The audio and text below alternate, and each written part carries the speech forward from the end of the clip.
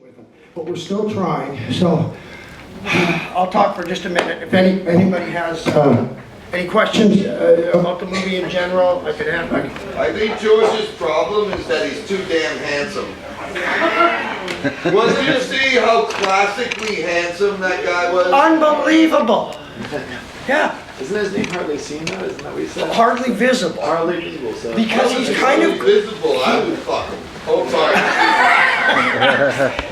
He was kind of shy, which is kind of so crazy because he was so, you know, central to the whole thing and playing the instruments and fixing the bus and having a great smile. And but I guess under the dynamism of, you know, Kesey and Babs, etc. He,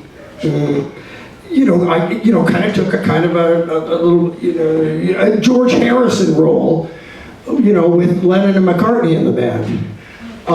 What did he do with the pyramids? Can you tell us what he did with George and all of that? Well, great question. I wish to God he could answer it, but so you're not going to believe it, but 78, the Dead finally go to Egypt, and it's sort of been a long sort of dream of theirs. Imagine if we could play at the foot of the pyramids. So they go over there and they do it. And back in those days, and gosh, I miss and loved and glad I tripped around during those days and got away with stuff. You could just climb the pyramids. You could kind of do anything. And so they got there, and George hatched this idea. There's a pole on top of the Great Pyramid of Giza that is supposed to indicate where the before 2,000 years of erosion, where the actual peak was, because the top's kind of rounded off. So there's a pole up there, looks like a flagpole, and George was like, we gotta go out and fly a Grateful Dead flag from there. And so he goes back to the dressing room and says, hey Jared, you got a flag or anything? And sure as shit, Garcia opens up his guitar case, and for some reason in his guitar case is a huge steal your face flag. And so they all climb up there to the top of the pyramid, and there's footage of this. You see this on YouTube. And because you see, there was this dentist who was a friend of theirs, and he filmed the stuff. And so he's got film footage of George getting up there and then shimmying up the flagpole on the top of the pyramid and hanging the Grateful Dead flag to fly from the top of the pyramid. And not only does that, did that happen, but there's actual footage of it. Was there fallout? Pardon me? Was there fallout? Legal? Like, was there any cops or any problems after? I don't think Egypt had very strict anything in 1978. So it did fly up there for a day, and then it was missing. And as Jerry joked later, I just think some deadhead went up there and stole it. I don't think it was the authorities that took it down. So there's that. Does anybody else have any other questions? Maybe there's one. You said that voiceovers were like actors recorded, but I thought, I don't know, that was surprising me. It was kind of Kesey, like awesome. No, I did say that.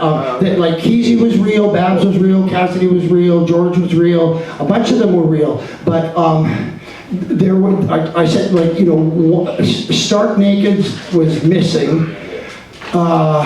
Jane Burton had laryngitis, so that had to be done. And one of the actors, I don't remember, I said this, was this woman, Victoria something, has 229 film credits. Oh wow. So these are serious professional film actor people that were capturing the personalities of them. Chloe is real, the woman who got off the bus and then hosted the party in New York, that's her voice. So a lot of them are real, but and it was so good because they did that because otherwise the stuff wouldn't be in there. The audio was so bad, so these professional real filmmakers knew, well, I know how we can fix this. Yeah. We hire voice actors. Yeah, that's great. So there's that. Anything else off the top? Oh. So that trip back, when they went to Canada, that was not the one they picked up, Linda. Yes. It was. Yeah, oh, you bet. And so, Why didn't she make the film? well, for one thing, she was 15 years old. And the reason her prankster name became anonymous was because they had to keep all this on the down low. And it was, of course, Hagen who picked her up. I don't know if you, I could have been watching this and saying, oh, that's Mike Hagen, that's George, something, pointing stuff out, but that would ruin your own experience. But Hagen was the other one of the other really good looking guys who was often behind the camera, and he was a cameraman and he was a ladies man. And and in fact, when I think it's Stark Naked said at the beginning, Mike Hagen invited me back to a party. It was, because Mike Hagen was this, I don't have that, magic gene that just has girls follow me everywhere, but Hagen did. And so he met Anonymous, who was Linda Breen, who was 15 years old and kind of, wanting adventure. She was in Calgary, and they went to the Calgary Stampede, and that's something that's kind of crazy there's not footage of. And Linda got on the bus, and then they were concerned that, the cops were going to be looking for her, so, she got, oh, that's right, they did the face paint. They were using the movie as the cover. And so she got all face painted up, and, so if they came looking, she wouldn't look like she was 15. And it wasn't like there was anything untoward about this, by the way. Nobody was taking advantage of her or anything, and she stayed friends with all of them, and especially Kesey, and she great memories of Neal, and she's still alive. She's one of them that's still alive, and she's on Facebook, and she comes to a lot of our prankster events, and she's doing pretty great, and that's how she got on the bus. And just one little thing, I grew up in Winnipeg. When they show them crossing over the border, they actually crossed over in North Dakota into Winnipeg. So the prankster bus actually went through my hometown and went to the Calgary Stampede and then all that other stuff in the mountains up there. Oh, can you talk about the anniversary bus trip in, what was it, 2015? Yeah, 2014, yeah. The 50th anniversary. So the bus you saw,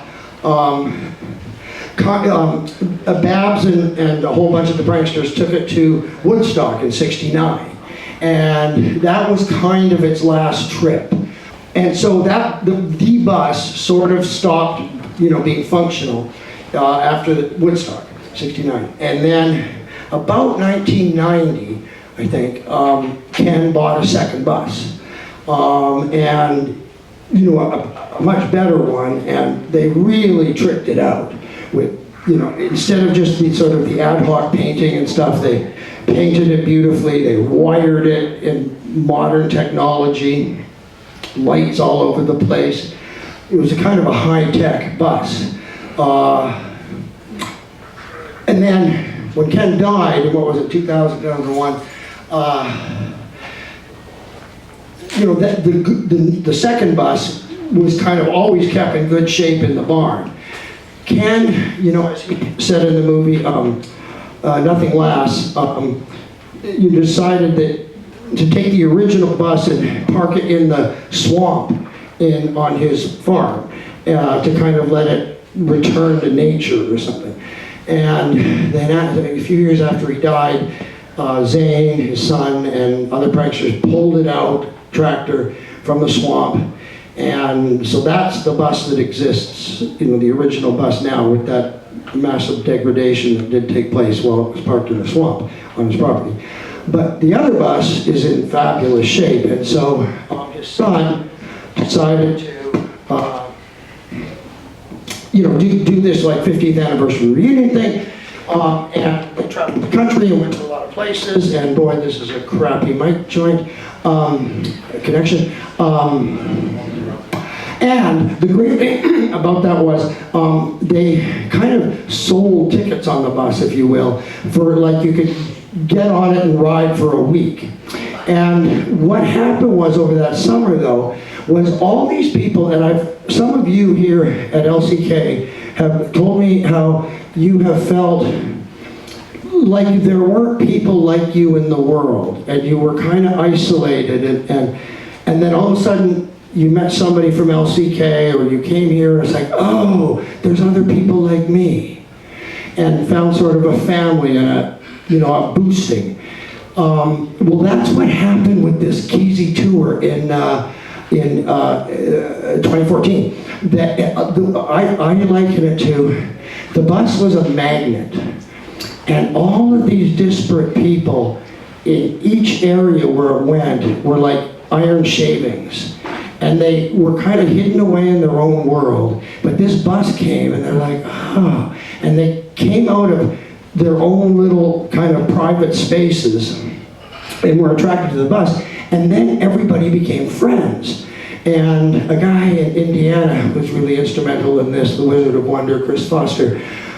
He went, after Zane did that 2014 50th anniversary, this guy, Wizard of Wonder, went, made sure he kept in touch with everybody and started annual reunion acid test parties at his place in a secret location in the Midwest. And so anyway, everybody's all stayed together, and so there's this huge community now that grew out of that thing because of, like I say, all the little, one guy here, one girl here, a couple here, came to the bus and found people like themselves. And so that was a really great outcoming from that thing. Yeah. Is there any footage of them at Woodstock? Right, so Kesey did not go to Woodstock, Babs and Company did. There's a ton of photos, what a ton, there's a bunch, of that bus you just saw in the movie at Woodstock. In fact, remember Woodstock album, and then there was Woodstock 2, was a double album? Well, the photo on the cover of like 2-year-old or 3-year-old naked kids on a stage is actually Simon Babs' kid, and that was the secondary stage that they'd set up. And so they had this kind of encampment, the hog farm encampment with all of these buses, and you can always see the Kesey bus because it had that, that dome on the front of it. So there's a lot of pictures of it, but there's no footage. That's too bad. I know. But Babs is actually in this unreleased, the stuff that's, all this cool stuff has gotten released in the, years and decades after this stuff, like the Beatles Get Back, masterpiece by Peter Jackson, where all of this stuff was actually shot back in the day of these magic moments. And now with modern technology and stuff and YouTube, so just a lot of this footage is coming out. Oh, it's Babs, right, the Dead set, which is cut from the movies and all of that. But the Dead set is now out there at Woodstock, and Babs introduces them. Right. And I was like, what the hell, Babs, there he is on stage at Woodstock introducing the Dead. I mean, so, these guys really kept a tight connection forever. And I'm sorry, I have to kind of keep holding this thing in a certain way to keep the thing working.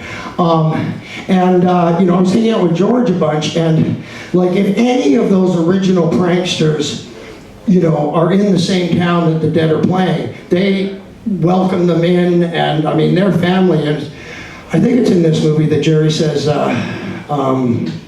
pranksters were the first people who got us.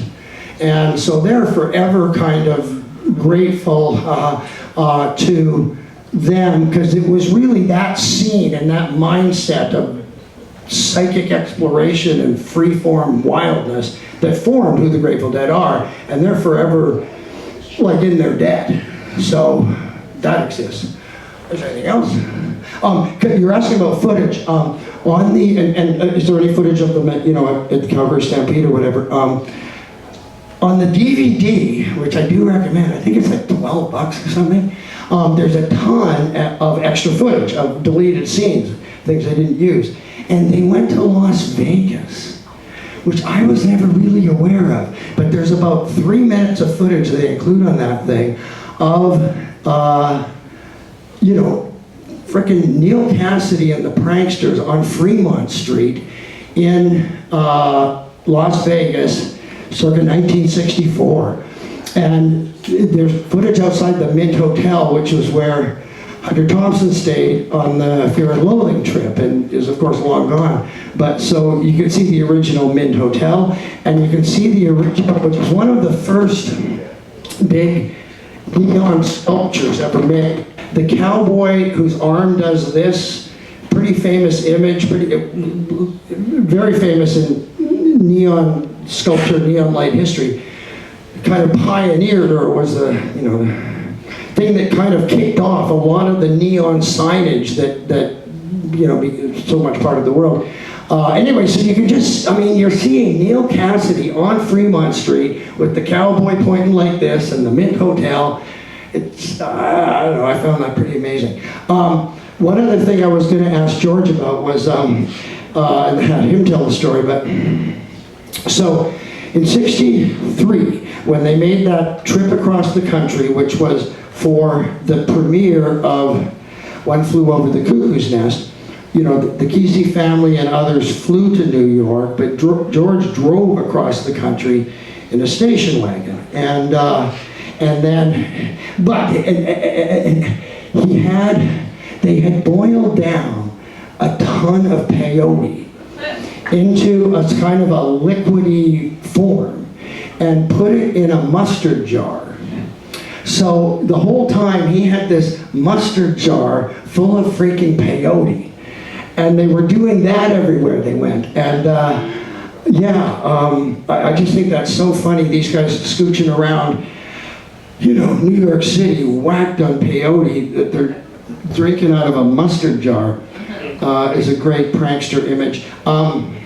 What was the other thing I was going to say? Oh, and also, again, I recommend the, you know, the DVD, because there's all its extras on it. And so this other part is there's footage. When I was mentioning it to Brett, how extraordinary it is that, you know, when they, at that party with Jack, and then they go to Millbrook, and like you're looking at Allen Ginsberg circa 64, you know, pre-beard, you know, leading them around, and Neal Cassady, right, like still 4 years before his death. That's, you know, a big, especially in terms of the beat stuff, like how extraordinary that there is this footage. But also in the extras on the DVD, there's footage of them. You saw that kind of tower thing. What do they call them? Like sky needles, right? There was an early needle thing with the, you go way up and then there's the circular thing. There's footage of Neal Cassady and Allen Ginsberg walking around on that outer terrace in 1964 in New York. I mean, it's just so, wow, like, just, I mean, talk about getting high. You know, there's Allen and Neal at the top of a Space Needle in New York City in 64. That's pretty great stuff. And also on that DVD, by the way, is, which I love, is there's a commentary so that you can watch it with the Alex Gibney and Alison Ellwood. You know, kind of giving their like little stories about how all these shots were taken and what, you know, why they picked what they did. And when we had that pig talk at the Pollard the other day, you know, Brett and Charles Shuttleworth were talking about all these different versions of On the Road that Jack wrote that have never been published, and they were never, you know, really finished or whatever. But in our world today, you know, you buy a movie and you expect there to be an hour of outtakes and extra scenes and a commentary version and a making of mini documentary. So I think that should apply to literature too. And why the heck are we not making books that have all of these outtakes in them? You know, you could do a version with like the actual On the Road, and then here's 3 other versions of On the Road that he wrote. Here's the one where, you know, he was trying to do it as Pick, he was trying to do it as, what's that guy, not Ray Millard, or Ray, what's his name? Ray Smith. Ray Smith. You know, there's all these different, you know, versions. And, you know, again, as I was saying about, you know, how all of this footage becomes available now here, you know, 20 years into the 21st century, you know, and people actually sort of expect that when they buy a DVD. Well, if you love a novel, why is this not just part of our culture now that you can buy the outtakes? And here's the stuff that the guy, Stephen King, cut from, you know, The Shining or whatever. So you know, if this can exist in the film world and in the music world now, like, you know, like Dylan just released, like, what is it, every show from the 74 tour, and you know, all of these bands released albums, and you get the final studio album, and then you get, you know, 20 different versions of songs, like, you know, different mixes and different takes and all of that. I don't know why that doesn't translate to literature. It sure as hell should. I mean, why do we have to be so far behind the times? This has been going on forever.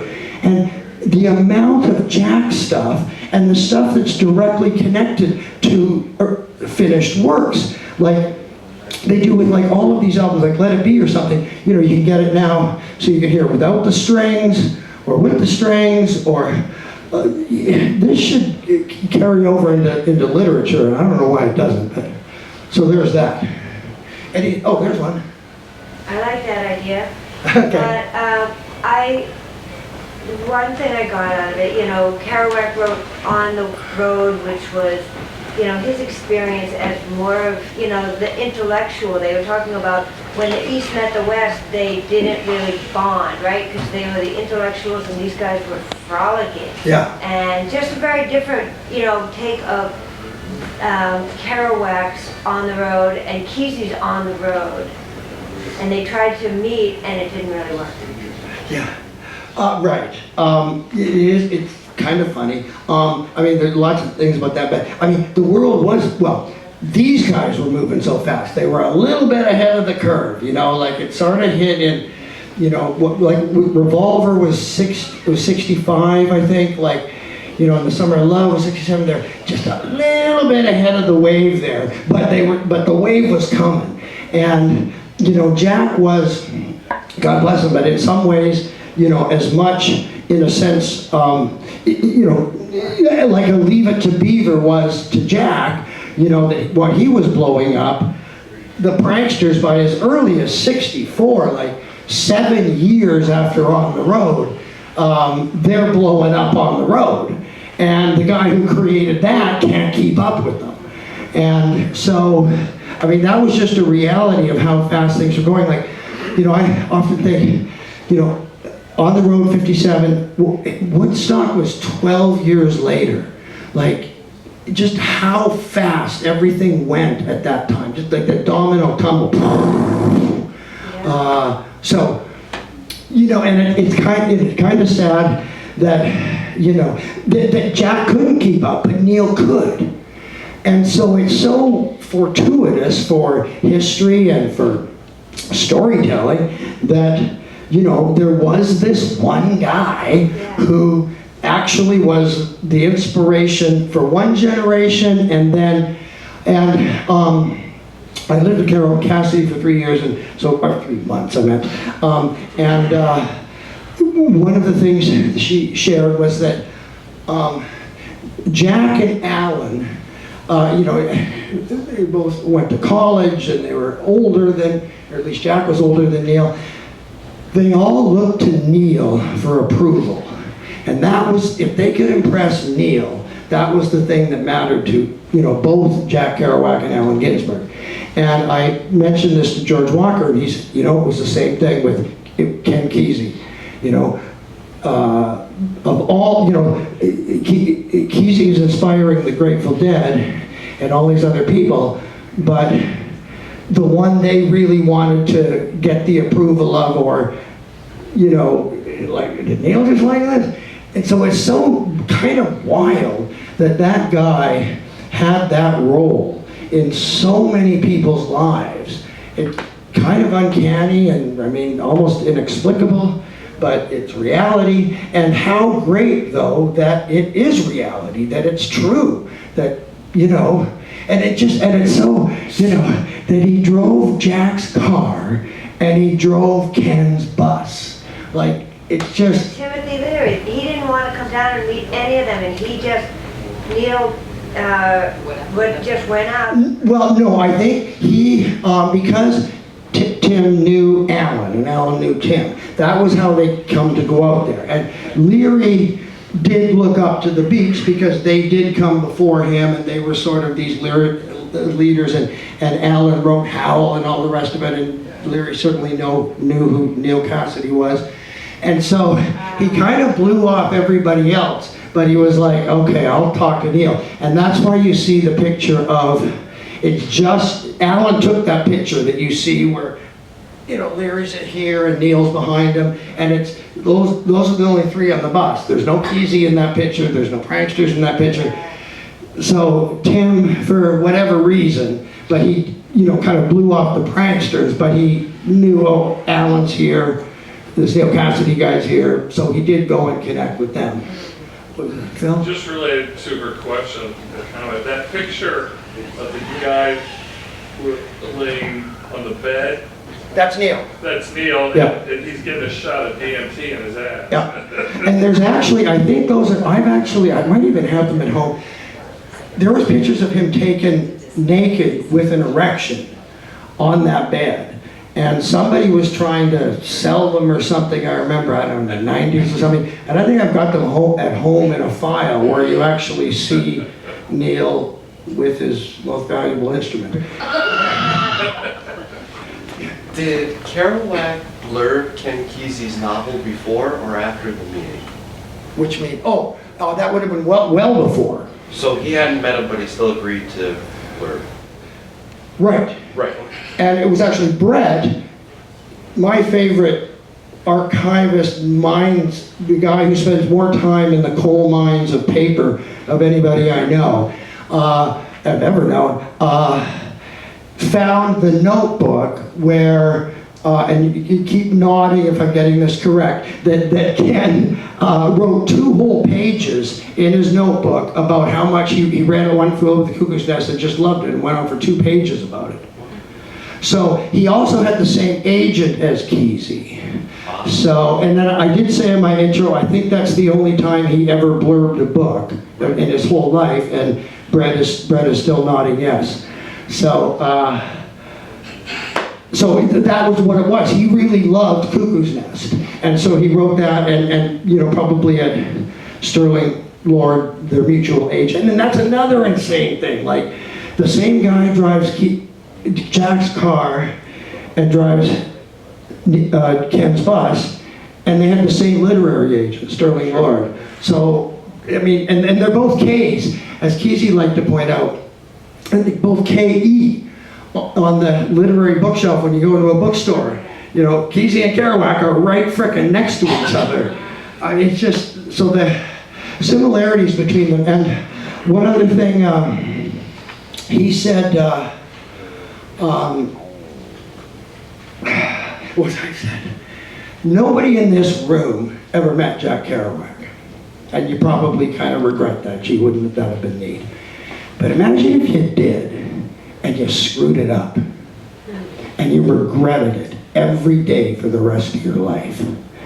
And that's what Ken Kesey's experience was.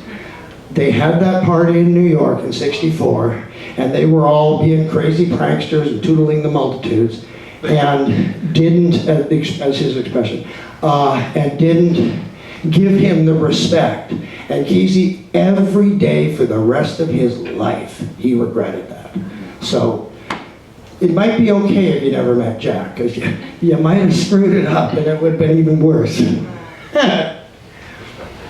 Anything else, anybody? Yeah.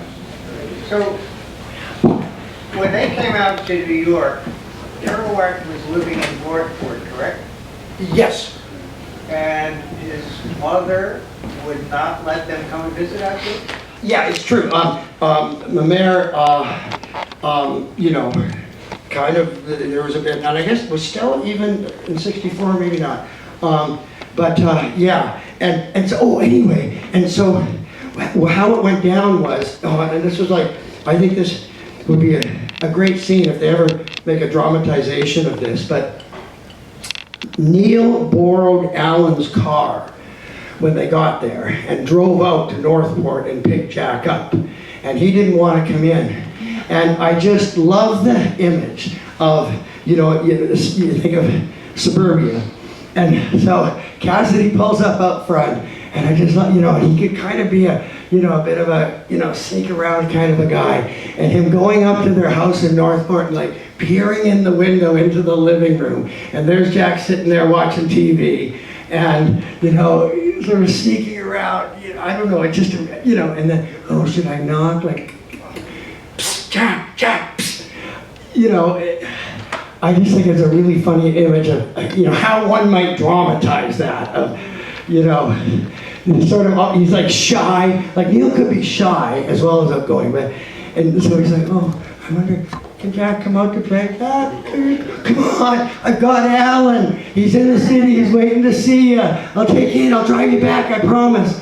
Like, however that went down, somehow it did. And somehow, Neal said the right things. And that's how he came to be there. And then they did have when he first came in with Jack in the car, they met in the bus, and Jack and Alan and Neal, and maybe one other person, maybe not even, kind of had a whole get-together in the bus, parked outside that Madison Avenue apartment. So they got to have their own kind of little rendezvous, how you been, what you been doing, what you up to, like good friends would do. And so they had like an hour alone together, and then they went up to the party, which you saw footage of. And also, again, it might be hard to find, but I don't know, maybe it's up there, is, like I say, this part 2 of Intrepid Trips was what they called their film company, and they made a 2-part, they completed 2 parts, there was a 3rd plan, I don't think it ever got made, of the Journey to the East, they call the first one, and then North to Manhattan is part 2, and it's an hour long. And there's more footage in that because it's just the hour long. And so in this, there's, I don't know, 90 seconds or something of the party, but there's about like 4 minutes or something in that movie, in the prankster version of it. So there is a little bit more footage of Jack at that party, but it's all kind of the same thing. Him sitting on the couch, drinking a Budweiser tall boy, and just doesn't get what's going on around him. But who the hell did in June of 1964? Like, these guys are nuts. And for one thing, they're on acid, which like nobody ever even knew existed, So it's understandable that, our beloved, alcohol-loving, pot, tea-smoking guy is suddenly like, what is this? Yeah. It was a hell of a twist in the psyche. So that happened. Anything else? So I do want to, which is too bad George couldn't tell the story, but it's freaking fantastic that, I know they touched on it in this, but George has told me this story many times about how, so they came for the One Flew Over the Cuckoo's Nest, and then, and Kesey decided, being kind of the adventure guy he is, and George being the fun guy that he is, that Kesey didn't fly back on the flight and said, I'm just going to drive back with George. And that was when they hatched the idea to all come for the World's Fair. And then they get back, and they realized that there was more people than would fit in a station wagon. And what happened, one of the things that happened was, in Eugene, the bus company, like the city bus company, sort of went out of business, and there weren't going to be any buses, and the town was selling all of these sort of the you know, the Eugene City buses. And that was where the idea twigged, what if we bought a bus? Now, he was down, they were down in La Honda at the time, but that was the thing that kind of got, we could buy a used bus. That would house everybody. And that was when they started looking in La Honda and found the advertisement. And as George joked, it was a Catholic family had a bus for to drive their family around for summer vacations, and they outgrew the bus. Well, this sleeps 8, we need 12. So that's who sold them the bus, and that had the bunk beds built in the back, which you see in a couple of the shots. Oh, and so anyway, that was how just the story went, and I think it was Faye noticed the ad in the paper, and Ken bought it for $1,500, seems to me, which was money he had from Cuckoo's Nest, and the advance from Sometimes a Great Notion. So he kind of had the dough to be able to buy these things, and that's how that got rolling. So,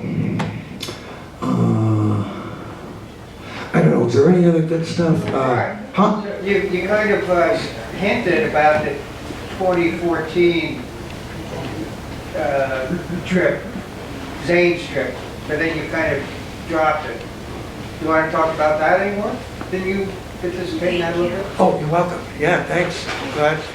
And I love this audience, by the way. Like, you guys were all laughing at the right times. You know, you could really tell this audience was enjoying this. So that was pretty great. Right on. Thanks. Glad. So I didn't want to hook up with it because it seemed like a kind of a money-making straight street adventure. It was it was nothing to do with acid tests. It was a money-making, sell tickets, sell merchandise kind of thing, which was not my cup of tea. And so I was not going to go, but then they only got, it was 3 months or something, and they only got canceled out of one event. There were different festivals every weekend, and it was the weekend of the anniversary of Woodstock. And I was like, well, why the hell weren't you already going to Woodstock? But they were going someplace else they got kicked out of. And so suddenly they went to Yasgur's farm. And I was sitting at home and I'm like, Kesey's bus at Yasgur's farm, I can't not be there. And so that's what it was. I went down and fell in and met all the crew. And like I say, the thing that was beautiful about it was that it attracted all these people from all these different places. And then they stayed in touch. And so, and all sorts of shenanigans have, for now 10 years since that, have been going on because that bus went and made that tour. And so, and like I say, I have noticed people have said to me almost the exact identical thing about LCK, that, you know, they were at home in their house in, you know, New Hampshire or Ontario or Minnesota or Indiana, and kind of thought there wasn't anybody like them. And they come to LCK one year, and oh my God, there's people like me in the world. And so many of us, by the way, have become such good friends and use social media to stay in touch and get in touch in other ways and see each other at other times. So that thing about art, you know, not only connecting with an individual person, but then causing that person to connect with others. And, you know, the pranksters were about that, were about inclusion.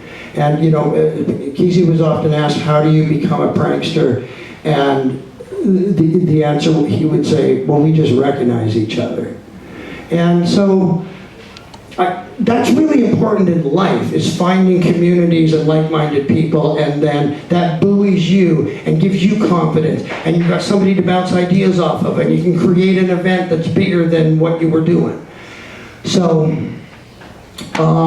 both the pranksters did that, and you know, LCK does that, and any kind of community that you find that, you know, is in harmony with your frequency is really important, especially in this world where everyone is sort of so separated and staring into this thing in their hand, to find like-minded human beings who look you in the eye and laugh when you laugh and kind of get it. We need as much of that as we can get in this world. So, you know, the pranksters were, cheers. So the pranksters were all about that.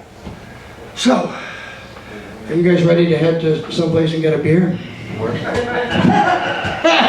and meet new people that you connect with? So, oh, there's one. It really would have been fun to see them at the Calgary Stampede. I know. Yes. You're not going to believe it, but I was born in Calgary.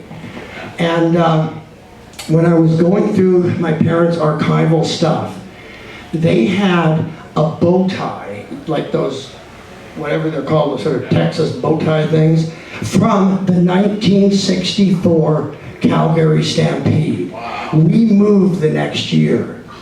And I found this thing in a trunk. And I was like, oh my God, look at this. So what did I do with it? I got it mounted and framed and gave it to Linda Breen, anonymous. Great. Wow.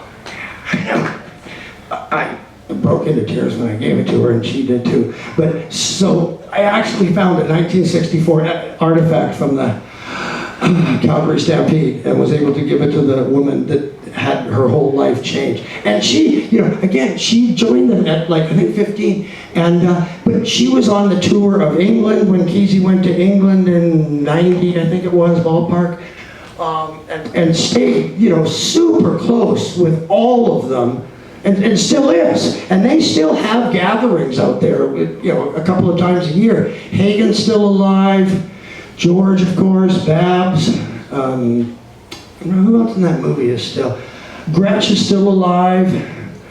I'm not sure which, there's probably some other I'm forgetting. But anyway, so some of them are all, and they're all still, and then there was a whole sort of second batch, and they're all still, you know, brothers and sisters with each other to this day, which is great.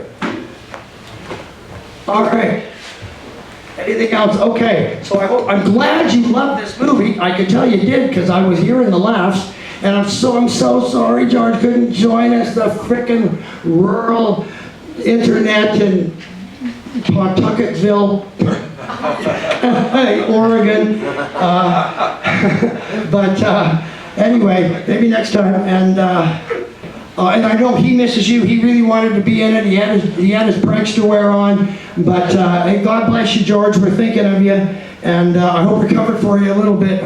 And just keep pranking and keep having fun and keep exploring, because that's what they taught us 60 years ago, and I, for one, think it's a good idea to keep practicing. All right.